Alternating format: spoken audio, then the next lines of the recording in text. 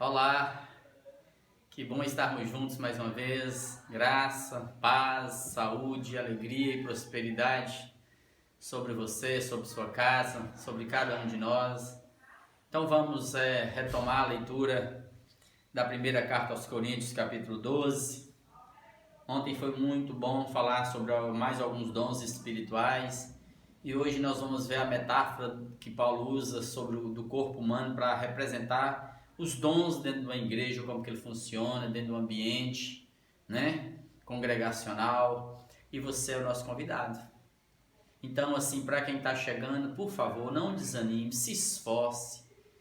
Parece difícil no início, parece que tudo conspira contra, mas se esforce. Nós vamos fazer aqui a leitura do Novo Testamento em ordem cronológica, do texto mais velho para o texto mais novo, versículo por versículo, trazendo aplicações psicológicas, filosóficas, sociais, espirituais. É uma riqueza de aprendizado aqui. Vamos juntos, por favor. Aquiete seu coração agora, convide sua família, e mais ainda, não lê sozinho não. Se você tem esposa, esposo, filhos, amigos em casa, reúna e leve essa ideia para todo mundo da sua casa. Os dias são difíceis, é preciso remir o tempo, pedir a Deus para apressar a salvação de todos os nossos, para que os nossos também tenham acesso a esse tesouro que é o Evangelho, que é Jesus. Em Jesus estão ocultos os tesouros da sabedoria e do conhecimento. Então se inscreva aí no nosso canal e participe. Vamos lá então? Ontem nós lemos até o verso 11, né? E ontem nós falamos ainda sobre o dom da fé, o dom de curar, os dons de curar. Falamos sobre as operações de milagres, falamos sobre o dom do discernimento de espíritos. E eu queria fazer um adendo. Lembrei do discernimento de espírito, eu queria fazer duas colocações simples aqui para vocês. Quando a gente fala de fé, o dom da fé, né, tá para além da fé salvadora, a fé salvífica. É uma fé que atua no processo ante as adversidades. Um exemplo de fé que me estimulou na década de 90, que eu li muito, gostava de ler, era o irmão André, da Missão Portas Abertas, né? Quando ele, em regimes fechados demais para o evangelho, ele pegava a fusquinha dele, entupia de bíblias e carregava. Ele era parado por gente para olhar, para fiscalizar, para ver o que estava dentro do fusquinha, dentro dos carros, para não entrar esses elementos religiosos, no caso era a Bíblia. Quando o povo abria o bagageiro, abria para olhar, estava lá, eles não viam Bíblia, eles enxergavam um tanto de pés de alface. Então o irmão André é um irmão de fé, que enxergou que em ambientes hostis, em dificuldades, em adversidades, é possível ainda evangelizar, fazer algo mais, né? No contexto que não é como o nosso hoje. Porque hoje eu não preciso destruir o outro, enfiar Jesus goela abaixo no outro, porque a liberdade religiosa é para todos, então eu não posso imprimir sobre o outro, mas eu posso expor hoje. E hoje nós temos muitos meios para que o evangelho chegue a outros povos. Então vamos lá então, amados. E também no dom do discernimento. Eu quero citar dois exemplos que são importantes, e um vale a pena. Um é da Bíblia, é o exemplo de Paulo, quando ele chega em Filipe, a primeira da Europa, né, na Macedônia. Quando ele chega ali em Filipe, ele abre a igreja ali, ele é perseguido naquela cidade. E tem um momento, antes de ele ser preso, que ele está indo para um lugar de oração. Neste lugar de oração, muitas pessoas iam juntos para lá. E ali Paulo pregava o evangelho. E por várias vezes acontecia que uma moça, né, Paulo ia passando com Silas e a moça dizia assim, ó, em alta voz para todo mundo escutar: estes homens são servos do Deus Altíssimo e vos anunciam o caminho da salvação. O que ela falava era perfeito. E de fato, Paulo e Silas eram servos do Deus Altíssimo e estavam ali anunciando o caminho da salvação. Jesus não estava errado. Paulo poderia não se incomodar com isso e até achar bonito, achar como elogio a ele. Mas Paulo percebeu que para além daquela palavra que era verdade, tinha alguém gemendo e sofrendo ali dentro. Então Paulo discerniu que aquilo ali não era de Deus. Tinha uma jovem sofrendo ali dentro. É quando em uma das vezes Paulo chega para essa jovem e diz para o espírito imundo que a possuía: de fato nós somos servos do Deus Altíssimo. Mas aí Paulo repreende e fala: sai dela em nome de Jesus. E essa menina fica livre. Ela clamava por libertação. Então ele discerniu, ele compreendeu que ali tinha um espírito maligno oprimido daquela moça. E outro foi conosco por volta do ano 2000, 2001. Nós estávamos indo para um monte, esse tanto de adolescentes que oravam, que jejuavam, que buscavam, adolescentes que falavam em mistérios, uns profetizavam, e nós acompanhávamos esses meninos para caminhar com eles, para ensiná-los a serem equilibrados. E fomos para um monte um dia. E lá no monte tinha um certo rapaz que ele gostava de se aparecer, ficar falando em línguas, encostando perto das pessoas e falando: ó, Deus mandou te falar isso, isso, isso, isso, isso. E aquilo virou rotina, ele estava lá sempre fazendo isso. E esse dia nós fomos, era um dia de noite, nós fomos, o nosso pastor estava junto, os adolescentes, e nós percebemos, ficamos com certo cuidado em oração. Eu me lembro que quando esse rapaz chegou perto de um dos nossos adolescentes e colocou a mão na cabeça do nosso adolescente para poder fazer o que ele sempre fazia, nós chegamos por trás, o pastor colocou a mão na cabeça dele. Quando o pastor colocou a mão na cabeça dele, ele caiu no chão possesso também. É o discernimento. Então nem tudo que parece é. Por isso que a gente tem que saber lidar no mundo espiritual, e a gente lida com a palavra de Deus. E o que ele fazia não era sensato, né, gente? É vanglória, né? Se engrandecer. Então, esse rapaz estava ali há muito tempo querendo se livrar daquilo e não conseguia, é o que ele disse. Eu tento me livrar disso e não consigo. E chegou a hora para ele. Isso é o dom do discernimento. Agora olha para cá, para vocês verem aqui, ó, no verso 12, Paulo vai dizer assim, ó, 1 Coríntios 12, verso 12. Porque assim como o corpo é um e tem muitos membros, então olha para você e olha para todos os membros do seu corpo, viu? Todos. Sendo muitos os membros, constitui um só corpo.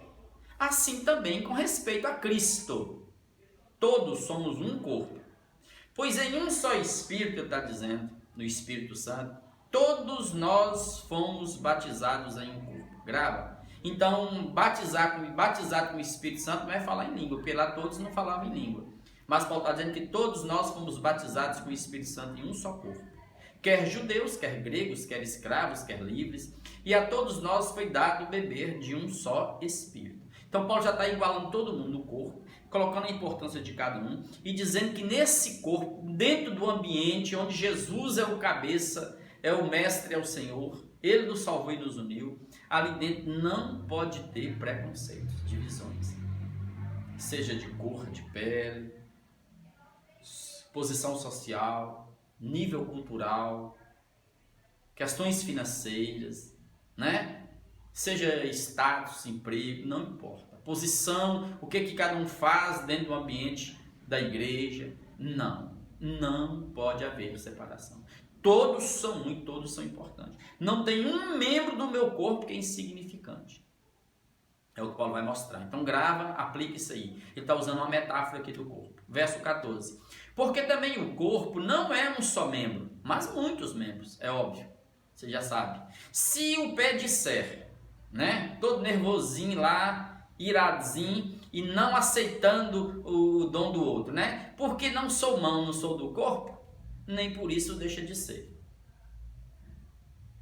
Se o ouvido disser, cheio de ciúme, de inveja, porque não sou olho, não sou do corpo, nem por isso deixa de ser, continua no corpo. Se todo o corpo fosse olho, se todo o corpo, né, só tivesse socorro, o dom do socorro, se todo o corpo só falasse língua, se todo o corpo fosse olho, onde estaria o ouvido? Se todo o corpo fosse ouvido, onde estaria o olfato?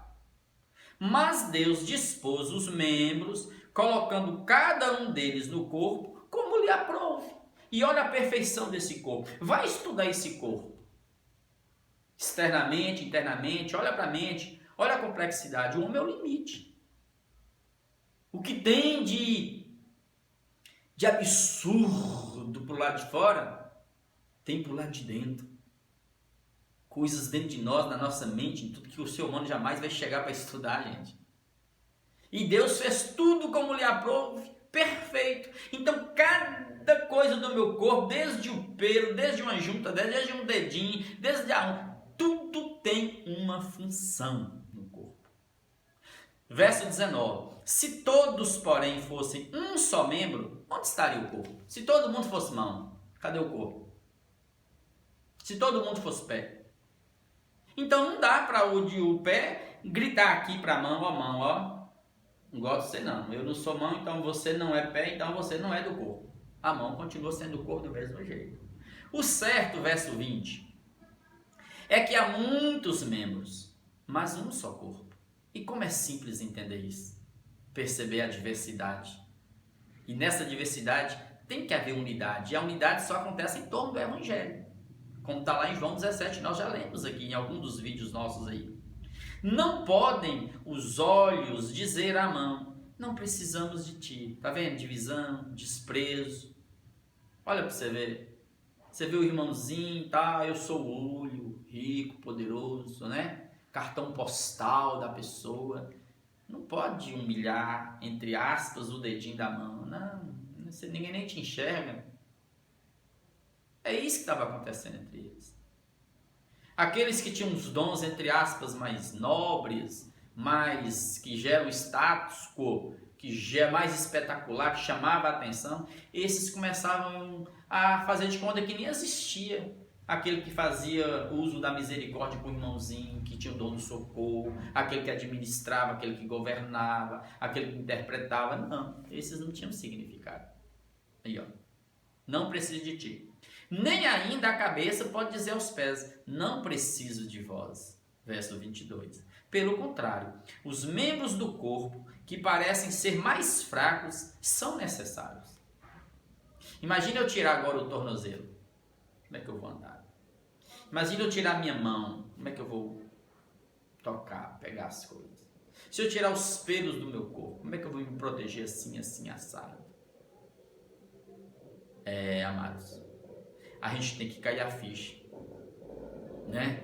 E não achar porque eu estou na parte visível, que destampa e todo mundo vê de imediato, eu sou mais importante que os outros.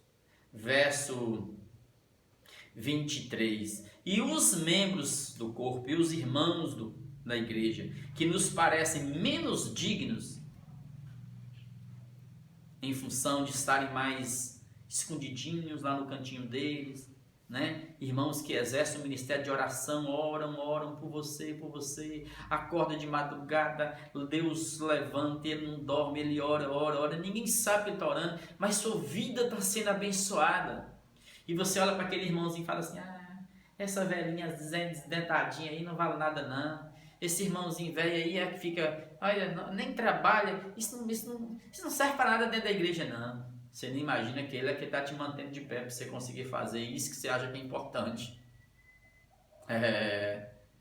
Então não pode existir isso aqui dentro do corpo, né? E os que nos parecem menos dignos, verso 23. E os que nos parecem menos dignos do corpo, a esses damos muito maior honra. Também os que em nós não são decorosos, revestimos de especial honra. Até os membros que não aparecem, por exemplo, peguem os seus seios, no caso de mulher, peguem os seus órgãos sexuais, você os reveste, os cobre, trata com decoro, cuida deles, porque eles são fundamentais.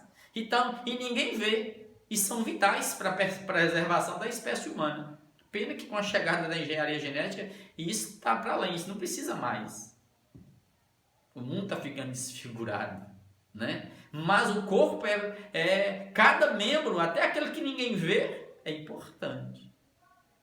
Imagina os cabelinhos que tem aqui dentro do seu ouvido, que servem de filtro de tanta impureza, os que estão dentro do nariz, todos são importantes. Ninguém os enxerga, ninguém dá valor. Não os despreze, por favor, não faça isso. Não queira fazer isso, né? A estes, verso, também os que em nós não são decorosos, revestimos de maior honra. É o que está dizendo aqui, especial honra. Mas os nossos membros nobres, a boca, o olho, o ouvido, o nariz, né? O queixo, a parte frontal, todo mundo enxerga. Mas os nossos membros nobres não têm necessidade de serem revestidos, de serem cobertos. Porque se cobri-los, perde a noção. Olha como é que o mundo está desfigurado de máscara, né? Você perde até para você reconhecer as pessoas tão difíceis, porque Deus os colocou no corpo assim, é o seu cartão postal, né? Ele não precisa ser protegido, guardado, coberto como você cobre os seus órgãos sexuais, por exemplo. Não precisa. Contudo, Deus coordenou o corpo, Deus coordenou, ordenou tudo conjuntamente, juntos, né? Todos os membros aí da igreja de Corinto, da sua comunidade, concedendo muito mais honra àqueles que menos tinham. É o que eu disse para vocês. Imagine se todo mundo fosse irmão, como é que teria reprodução na Terra? Como é que os humanos cresceriam? Mas observe que os órgãos que ninguém vê, que nós os cobrimos, olha como que eles são importantes para funcionar a vida mecânica, para que continue gerando filhos, netos, e a terra vai enchendo e povoando. Fiquem atentos nisso aí. Verso 25, e por que tem que ser assim? Para que não haja divisão no corpo.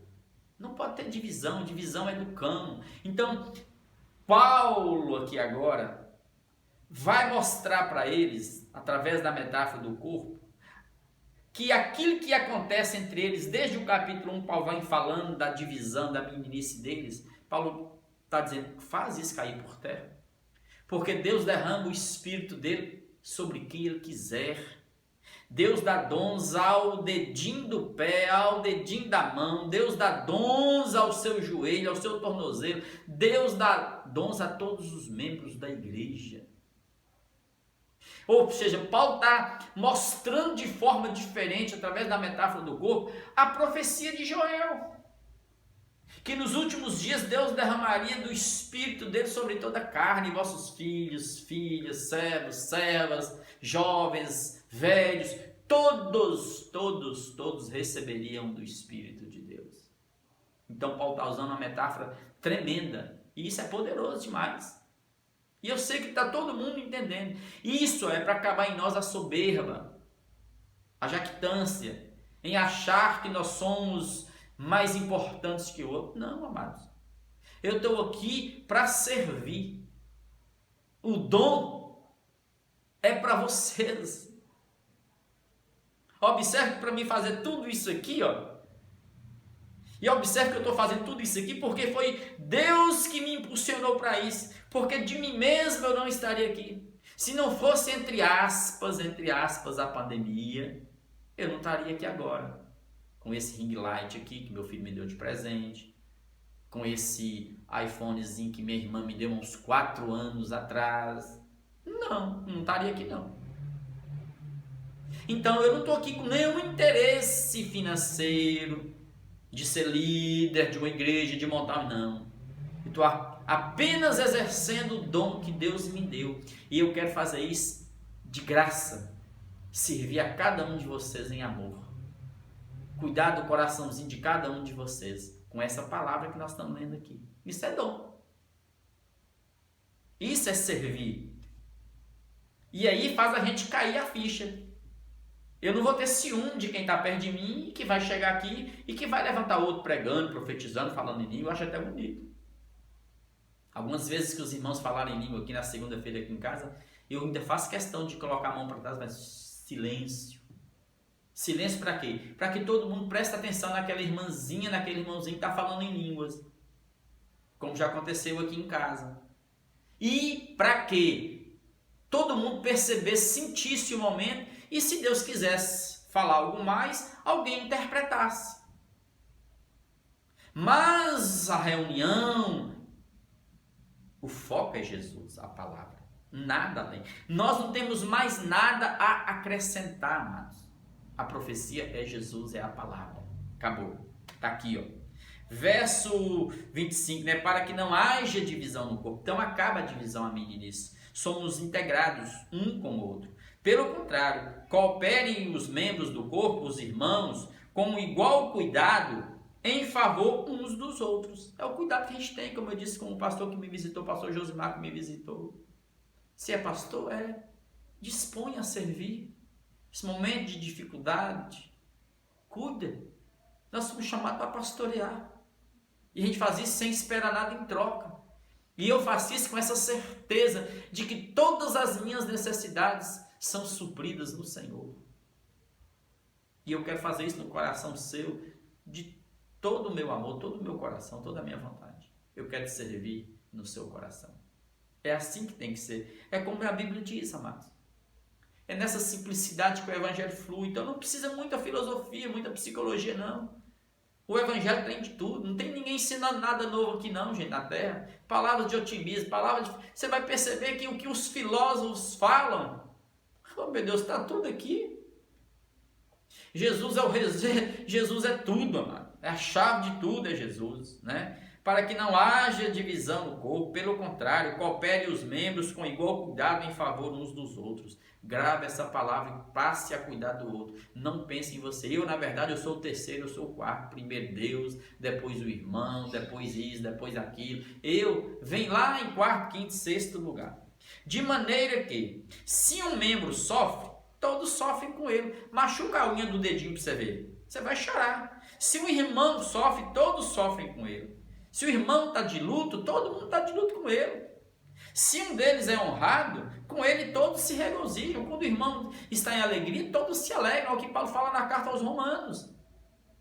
Chorar com os que choram e alegrar com os que se alegram. E eu agradeço por tanta gente que veio aqui e se solidarizou e deu os pesos na minha família pela perda do meu sogro. São os momentos de perda e tem que ter gente, irmãos, para ser suporte. Esse momento nos ensina mais isso. Joga fora a arrogância. Você não consegue viver sozinho. Como é bom saber que tem irmãos que amam a gente, que cuidam da gente, mesmo distante. Tem irmão, quantos irmãozinhos estão chegando aí, se inscrevendo, que eu ainda não conheço pessoalmente. E possivelmente nem conhecerei, só na glória. Que vão ver aquela surpresa, fulano, foi mesmo, você pregou, que bom, você orou por mim, por isso que eu me livrei, eu me salvei. Está aqui, ó. Verso 27. Ora, vós sois corpo de Cristo. Aí ele aplica, né? Vós sois corpo de Cristo e individualmente membros desse corpo. Ele está fazendo a aplicação dessa de 27. Ele falou do corpo todinho, agora está fazendo a aplicação e eu já vim fazendo, lendo e fazendo. Membros desse corpo, verso 28. A uns, Deus estabeleceu Deus na igreja, tá vendo? No corpo. Primeiramente apóstolos, o dom do apóstolo. No sentido original não tem mais. Aqueles que receberam de Jesus uma missão específica, que viram Jesus face a face, não tem mais daquele sentido. Mas se você for pensar no sentido do apostoléu, do enviado, de levar a mensagem a um povo distante, ser os primeiros, eu vou citar exemplo, por exemplo, Ronaldo Lidório para mim é um profeta. E na década de 90 ele chegou em Gana. O primeiro homem branco que eles viram foi Ronaldo Lidório, a esposa. O que Deus fez na vida daquele homem foi tremendo. Ele é um apóstolo. Pronto. Nesse sentido, o apostolado ainda existe. O que não existe é esse bando de gente, dono de igreja. Quer dizer, agora não serve mais ser pastor, não. Tem que ser apóstolo, tem que ser bispo, tem que ser pai apóstolo, tem que ser nomes assim para chamar atenção. Não basta chamar de igreja, é catedral, é não sei o que, porque tudo está no narcisismo, no estereótipo, em trazer a atenção para si. A uns na igreja Deus estabeleceu apóstolos, já é um outro dom que eu estou falando aqui. Em segundo lugar, profetas, ainda vou falar mais sobre, já falei ontem, falarei mais depois. Em terceiro lugar, mestres, aqui surge aquele que se dedica em ensino, que se esmera, os mestres na igreja, aqueles que têm sempre uma resposta para dar ao mundo, diante dos desafios, das perguntas inquiridoras do mundo, com relação ao Evangelho a Jesus. Então Deus vai surgindo. Pode ser que eu aqui esteja na minha simplicidade, sem nunca ter ido numa faculdade de teologia, ter o dom do mestre. Vocês é que vão determinar. Não sou eu que falar, eu tenho tal dom. Eu não estou aqui para isso, estou aqui para servir. Mas pode ser que Deus esteja me usando com esse dom do ensino, do mestre. Pode ser. Mas tudo é para servir, amados. Há outros operadores de milagres, eu já falei, Paulo já citou ele ontem, né? Os milagres, os prodígios. Depois os dons de curar, já falamos. Socorros, nós já falamos do socorro. Governos, eu falei de governo, da administração, né? Citei o caso do nosso prefeito que tem esse dom inato. Desde ele carregou isso do evangelho para a vida pública e está dando um exemplo na nossa cidade. E nós, como cidadãos almoinenses, agradecemos por isso. E aqui eu faço uma dica.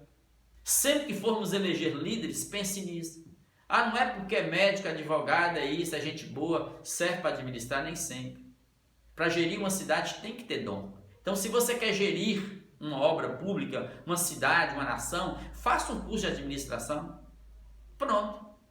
É uma dica que eu estou dando aqui. Aí, governos, variedade de línguas, nós falamos ontem, ainda vamos falar mais daqui para frente. Aí Paulo fala no verso 29, porventura são todos apóstolos? A resposta é não. São todos profetas? A resposta é não, não são todos profetas. São todos mestres? A resposta é não, não são todos mestres.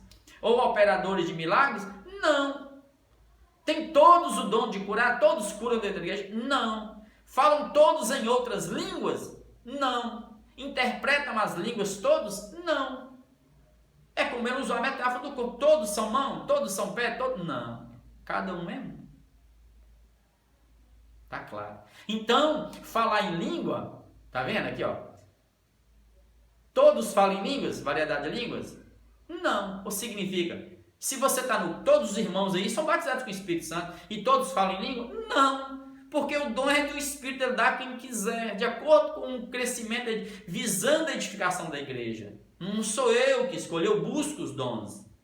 Mas eu não escolho. Deus olha para mim na sabedoria, na grandeza e na plenitude do poder dele, e o Espírito fala, não, Mazinho, o dom que você precisa é esse, e ele vai acrescentando, e vai, de forma que a igreja não fique manca. O que nós temos hoje são igrejas mancas, adoecidas,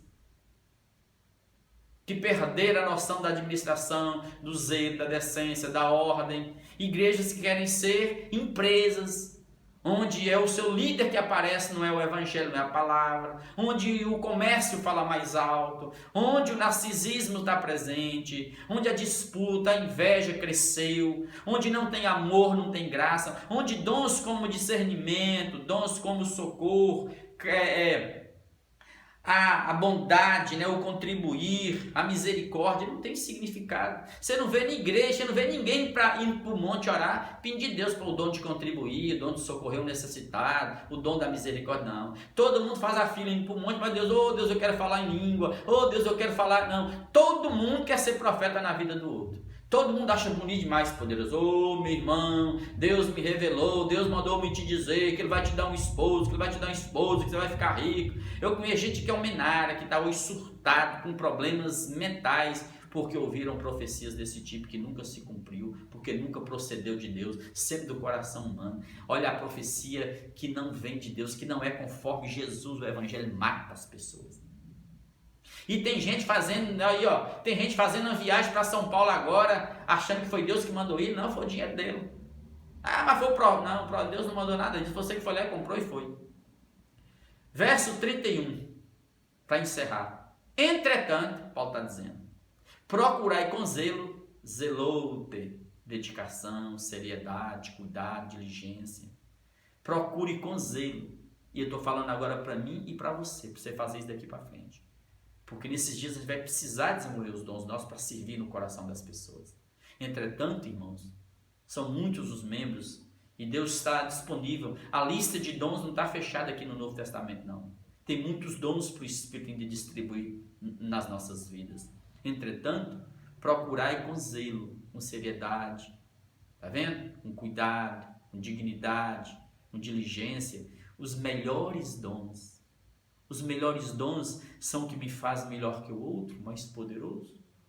Os melhores dons são os melhores dons porque o dom de profetizar é melhor do que o dom de contribuir. O dom de curar é melhor do que o dom de governar? Não. Quando ele se refere aos melhores dons, são os dons que fazem a igreja crescer equilibrada, sem ser manca, aleijada.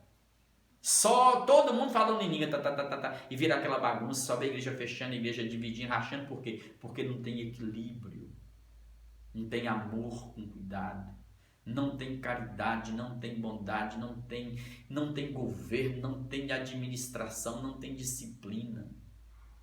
Os melhores dons, amados, é o Espírito que sabe o que é o melhor. Eu apenas me disponho em oração a buscar. E o Espírito vai nos usando conforme a necessidade. E eu quero agradecer a Deus por nossas vidas, porque nós chegamos até aqui. São quase 30 anos que eu leio a Bíblia assim, de casa em casa, com os meus, com minha família, com vocês. Aqui na segunda-feira, quantos irmãos que eu enxergo os dons na vida deles? Eu poderia estar citando os nomes de gente, e olha que são dons que eu vejo aqui, a caridade, o socorro, a misericórdia. Eu vejo estes dons na vida dos irmãos, e eu vejo gente orando, gente que tem dom para orar, e eu sei que Deus levantará-nos com mais dons para socorrermos uns aos outros. Vamos orar nesse instante. Busca a Deus agora. Oh Deus, levanta-nos, Pai, firmados na palavra. Levanta-nos em oração. Sim, Pai, levanta-nos em amor, porque esse dom, de fato, todos têm. Porque quando o Senhor nos batizou com o Espírito Santo, o Senhor derramou o amor sobre nós. Ajuda-nos a crescermos equilibrados, reunidos como família, como corpo. E agora, Pai, supra cada um. Tu sabes onde está agora cada irmãozinho, cada irmãzinha, como que ele está lendo a Tua palavra. Envia o Teu anjo, suscita os dons nessa pessoa, derrama o Teu Espírito de poder.